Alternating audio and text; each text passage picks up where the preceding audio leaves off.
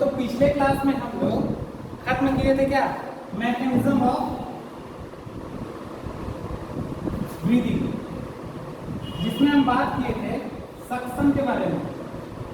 देखो सक्शन होता क्या है कि जैसे कि हमको लंग्स के अंदर एयर को लाना है, इन कराना है, तो वहां पे क्या था कि जब सक्शन कर रहे थे तो हमारा वॉल्यूम जो था इंक्रीज कर रहा था और क्या हो रहा था, इंट्रापल्मोनरी प्रेशर डिक्रीज कर रहा था, जिससे क्या हो रहा था, लंग्स के अंदर निगेटिव प्रेशर आ रहा था और जिसके कारण से क्या हो रहा था कि अंदर में एयर इन कर रहा था। तो इंस्पायरेशन का केस था, यही चीज तो हम लोग पढ़े थे। और मसल्स के बारे में हम लोग बात किए थे।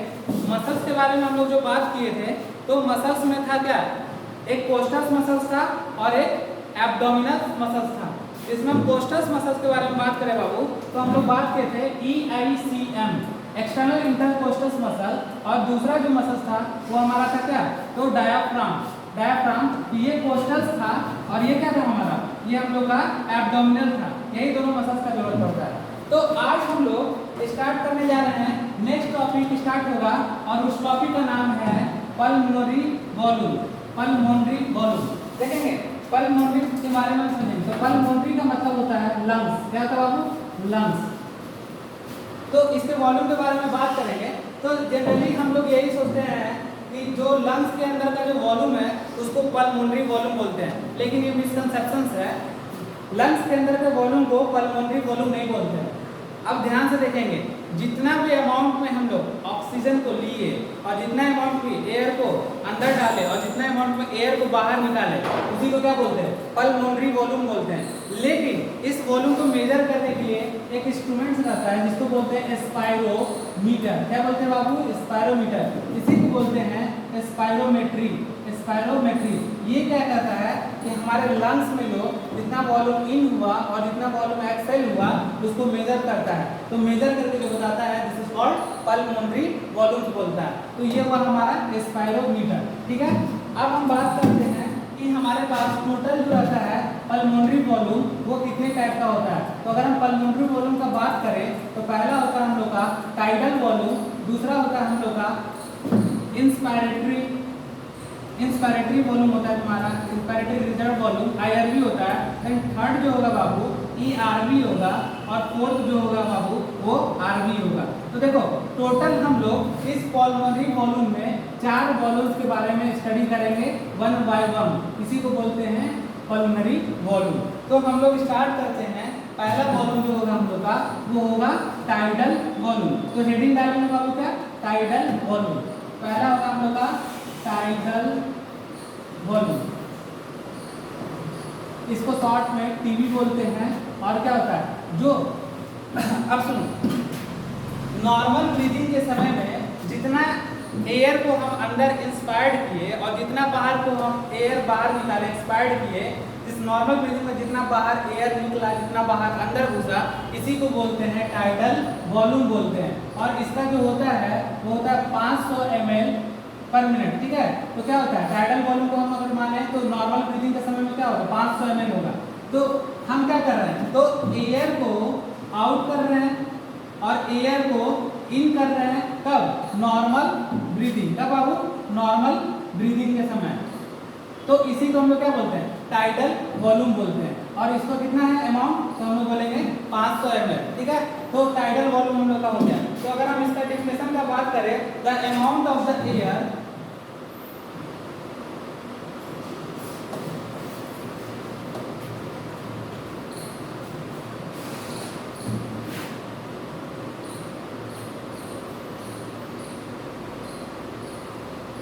इसको नोट करें, the amount of the air, volume of the air. कब बाबू, कब का बात कर रहे हैं, विच वी इनहेल और एक्सहेल ड्यूरिंग, कब, ड्यूरिंग नॉर्मल ब्रीदिंग। देखिए ये क्या है, the amount of the air volume, the amount of the air volume of the air which we inhale और एक्सहेल। जब हम नॉर्मल ब्रीदिंग का बात करेंगे, जितना अमाउंट में एयर को अंदर लाए जितना अमाउंट बाहर निकाले, this process is called tidal volume. तो नोट डाउन करें,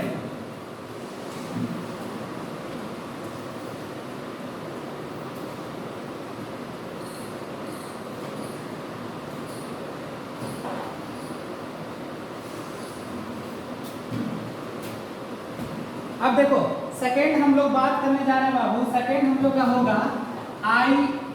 अभी हम लोग टीवी में पहले कुछ देखते हैं, एक चीज सिखा रहे हैं आप लोगों को। देखें तो पहला हम लोग का टीवी टाइडल वॉल्यूम के बारे में अभी बात कर रहे थे। तो देखो एक हम डायग्राम ड्रॉ किए थे उस समय कंडक्टिंग जोन और रेस्पिरेटरी जोन का, समझेंगे बात को। टाइडल वॉल्यूम में ही बात कर रहे हैं इसका, ठीक है। तो हम इस रीजन को बोलते थे कंडक्टिंग जोन, इस रीजन को बोलते थे कंडक्टिंग जोन। कौन जोन? Conducting zone. यहाँ पे जो रहता है 150 ml रहेगा, ठीक है। और इस रीजन को हम लोग बोलते हैं एल्वियोलर जोन, या इसी को बोलेंगे रिस्पिरेटरी जोन। यहाँ पे जो रहता है ये 350 ml रहता है। तो 500 डिवाइड हो गया, नॉर्मल वॉल्यूम कितना था 500 ml टाइडल वॉल्यूम का। तो अब हम बात कर रहे हैं इसी रिस्पिरेटरी और कंडक्टिंग जोन के बारे में। तो ये देखिए, तो यहाँ से लेकर यहाँ तक के जोन को कंडक्टिंग जोन बोलते हैं, और यहाँ से यहाँ तक के जोन को एल्वियोलर जोन बोलते हैं, जहाँ पे गैस का एक्सचेंज होता है। यहाँ पे 350 ml यहाँ पे रहता है टोटल शेयर, और यहाँ पे 150 ml रहता है। अब बात करें कि आखिर कंडक्टिंग जोन करता क्या है। ये दो चीज में हेल्प करता है बाबू। पहला तो आपका हेल्प करेगा टेम्परेचर को मेंटेन करता है, ये टेम्परेचर को मेंटेन। और अगर इसका दूसरा बात करें तो ये क्या करता है, और हम लोग का टेम्परेचर को मेंटेन कर देगा। लेकिन और पिछले क्लास में हम बताए थे कि कंडक्टिंग जोन का काम क्या क्या। तो पहला है तो इसका क्या टेम्परेचर मेंटेन करेगा, तभी तो अंदर जाएगा। और ये क्या कर सकता है, तो बाबू एयर को फिल्टर कर सकता है, एयर को फिल्टर करता है। तो कंडक्टिंग जोन के बारे में हम बात करें तो ये दो तरह का काम कर रहा। पहला तो बात कर रहा किसका, कंडक्टिंग जोन, ये टेम्परेचर को मेंटेन कर रहा, और दूसरा एयर को फिल्टर कर रहा। लेकिन अगर इसी जगह हम एल्वियोलर जोन का बात करें तो इसको क्या बोलते हैं, ये यहाँ पे रिस्पिरेटरी गैसेस का एक्सचेंज कर रहा। लेकिन अब एक बात को हम अच्छे से समझेंगे, यहाँ पे जो है इस जगह पे कंडक्टिंग जोन में DSA होता है। DSA का मतलब होता है बाबू, DSA का मतलब होता है डेड स्पेस एयर, ठीक है। अब देखो यहाँ पे तो कंडक्टिंग जोन में है वो डेड स्पेस एयर है। अब हम दो चीज पढ़ने जा रहे हैं। इतना दूर को हम लोग बोलते हैं एनाटॉमिकल डेड स्पेस एयर। देखो एनाटॉमिकल डेड स्पेस एयर क्या हुआ कि जो हमारे कंडक्टिंग जोन में जो एयर है 150 ml, और क्या रिस्पिरेटरी जोन में जो हमारा 350 ml जो एयर है, तो क्या होता है कि यहाँ पे टोटल एयर का एक्सचेंज नहीं होता है। कुछ अमाउंट में 10 से 20 ml एयर यहाँ पे एक्सचेंज में पार्टिसिपेट नहीं करता है। तो कंडक्टिंग जोन के एयर को और जो यहाँ पे रिस्पिरेटरी जोन में जो एयर पार्टिसिपेट नहीं किया गैसेस एक्सचेंज में, उस दोनों को एयर को मिला के बोलते हैं एनाटॉमिकल डेड स्पेस एयर। तो देखो एनाटॉमिकल डेड स्पेस एयर हमेशा क्या होता है, कम होता है। किससे? Physiological dead space air. किससे? Anatomical dead space air. तो देखो यहाँ पे हम बात करें तो इस जगह का फिजियोलॉजिकल डेड स्पेस एयर ज्यादा होता है। किसके कंपेरिजन में? एनाटॉमिकल डेड स्पेस एयर के कंपोजिशन में। अगर उसका फुल फॉर्म लिखना चाहते हैं तो हम लोग लिख देंगे एनाटॉमिकल, लिख लेते हैं PDSA, physiological dead space air. और अगर हम इसी का बात करें ADSA, anatomical dead space air. तो ये होगा क्या हमारा, तो PDSA और ADSA। तो PDSA हमेशा ज्यादा होगा किससे? एनाटॉमिकल डेड स्पेस एयर से। तो हम इसका पूरा बात कर लिए। टाइडल वॉल्यूम में कितना है? 500 ml, कब? नॉर्मल ब्रीदिंग के समय में। तो ये था हमारा क्या, टाइडल वॉल्यूम, ठीक है। अब हम चलते हैं सेकेंड की तरफ। सेकेंड जो हमारा वॉल्यूम है उस वॉल्यूम का नाम है इंस्पिरेटरी रिजर्व वॉल्यूम। क्या नाम है बाबू? Inspiratory reserve volume. नाम से ही पता चल रहा कि इन मतलब क्या होता है, अंदर की ओर। तो सेकेंड हेडिंग डालेंगे बाबू हम लोग इंस्पिरेटरी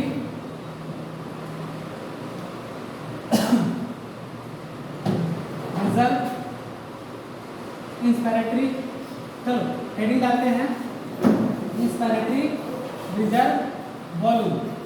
इसी को बोलते हैं शॉर्ट में IRV, ठीक है। Inspiratory reserve volume. हेडिंग डालो।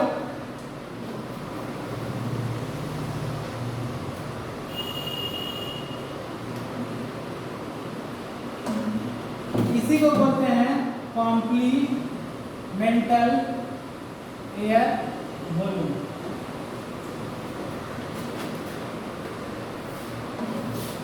अब देखते हैं, हम लोग आगे की तरफ चलते हैं। कॉम्प्लीमेंटल एयर वॉल्यूम। अब देखो, हम एक नॉर्मल कंडीशन में अब नहीं है, अब हम बहुत जोर से सांस को अंदर की तरफ खींचे तो जितना अमाउंट में अंदर एयर लिए उसी को क्या बोलते हैं? Inspiratory reserve volume. नॉर्मली हम लोग कितना खींच लेते हैं? 3000 ml, लेकिन यहाँ पे कॉम्प्लीमेंटल क्या बोल रहा है?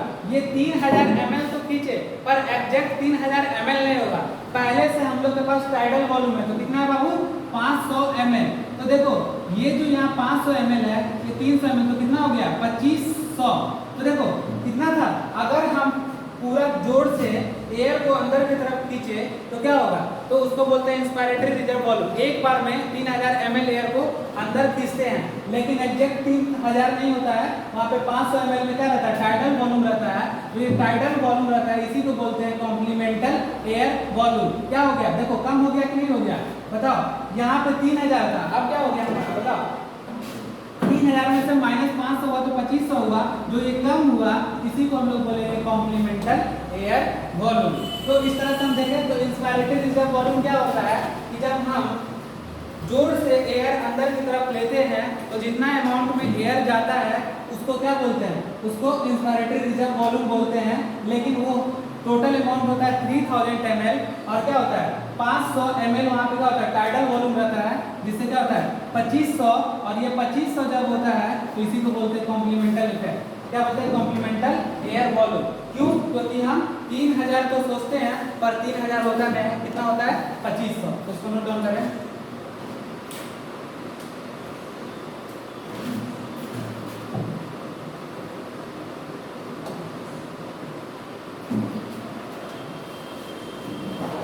It is the volume of air which we inspire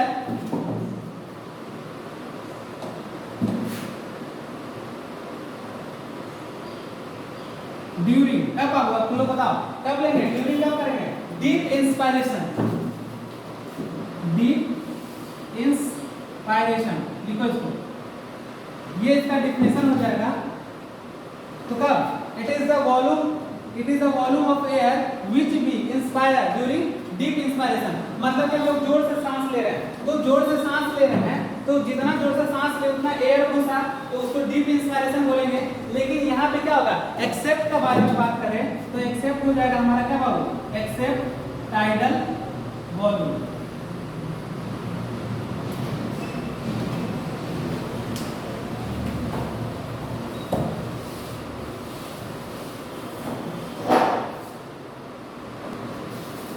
देखो अब तो हम लोग ये सब समझ गए। अब तीसरा वॉल्यूम की तरफ हम लोग बढ़ते हैं, तो अब थर्ड वॉल्यूम की तरफ आते हैं।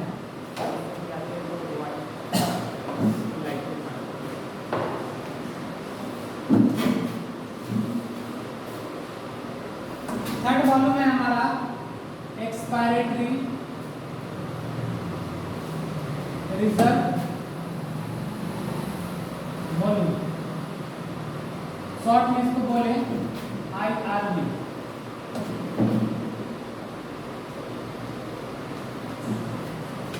अच्छे, इससे पहले जो हम लोग पढ़े थे वो पढ़े थे IRV। तो IRV का जो नॉर्मल रेंज है उसको लिख लेना आप लोग। नॉर्मल रेंज जो होता है उसका 2500 से 3000 होता है, जिसमें हम किसको प्रीफर करेंगे? तो प्रीफर करेंगे किसको? 3000 को। ठीक है, इसको नोट डाउन कर लेना यहाँ पे IRV वाला नोट डाउन करें।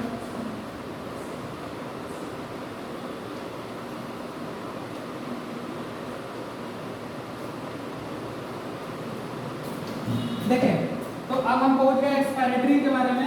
तो एक्सपायरेटरी का मतलब होता है क्या? बाहर की ओर एयर हम निकाल रहे हैं। तो देखें बाहर से तो टाइडल वॉल्यूम के अलावा जितना एयर को हम बाहर निकाल दें वही वॉल्यूम हमारा कहलाता है क्या?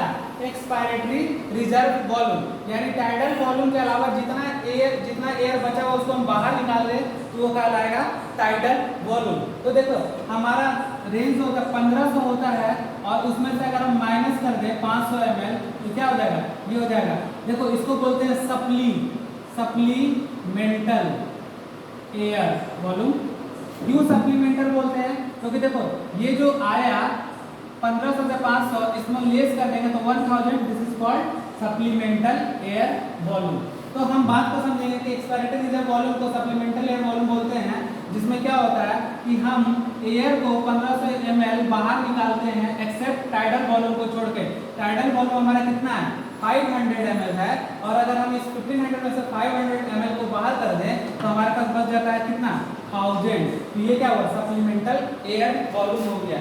ठीक है, अगर हम इसके नॉर्मल रेंज का बात करें तो हमारा वॉल्यूम जो होता है, नॉर्मल रेंज इसका ये होगा हमारा 1000 से लेकर 1100 तक। नोट डाउन करें। लेकिन यहाँ पे अगर हम बात करें प्रीफर का तो प्रीफरेंस देंगे किसको, 1100। तो प्रीफरेंस किसको देंगे, तो 1100 को देंगे। तो ये हुआ क्या हमारा एक्सपायरेटरी रिजर्व वॉल्यूम आईआरवी, जिसको बोलते हैं सप्लीमेंटल एयर वॉल्यूम। ये 1500 से ml में बाहर निकलता है टाइडल वॉल्यूम को छोड़कर। 1000 हुआ, इस 1000 को सप्लीमेंटल एयर वॉल्यूम बोलते हैं। वॉल्यूम लेंथ क्या होता है, तो 1000 से 1100 होता है। नोट डाउन करें।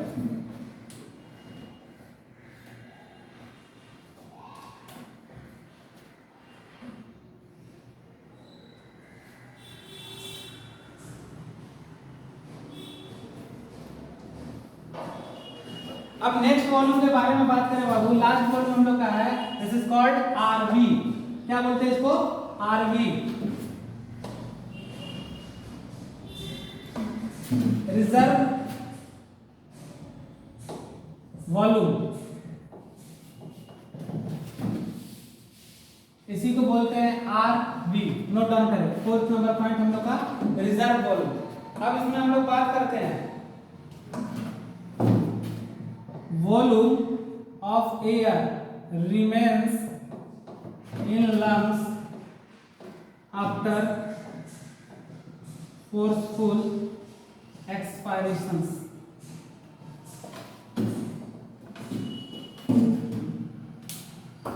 देखिए बात करें हम तो रिजर्व वॉल्यूम जो होता है हम लोग के बॉडी में या लंग्स में, volume of air remains in lungs, यानी वॉल्यूम में जो एयर रहेगा क्या रहेगा, वॉल्यूम जो रहेगा वो किसका, volume of air remains in lungs. Lungs में जितना एयर बचेगा तब हम पूरा जोर से सांस को बाहर निकाल देंगे तो उसको बोलते हैं फोर्सफुल एक्सपायरेशन। जो अमाउंट बच गया इसमें, इसी को हम लोग बोलते हैं क्या, रिजर्व वॉल्यूम।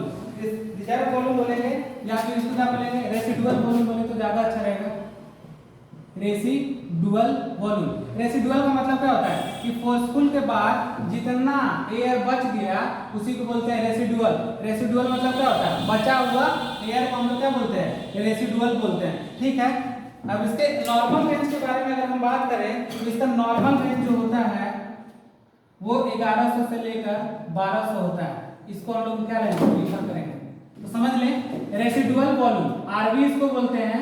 आरवी क्या हुआ, नाम से समझ में आ रहा, रेसिडुअल बचा हुआ एयर, यानी कि फोर्सफुल एक्सपायरेशन करने के बाद जितना लंग्स में एयर बच जाएगा, this air is called residual क्या वॉल्यूम, और इसी को बोलते हैं रेसिडुअल वॉल्यूम। और इसका जो होता है अमाउंट वो कितना होता है, 1100 से लेकर 1200 तक होता है, और अगर हम प्रीफर करना चाहें तो 1200 होगा। एक क्वेश्चन मेरे सामने, एक क्वेश्चन आप लोग के लिए कि हम ऐसा कौन सा वॉल्यूम है जिसको हम लोग स्पाइरोमीटर से हम लोग क्या कर सकते हैं, नहीं मेजर कर सकते हैं। तो लिखो, which air which respiratory volume cannot measure by spirometer।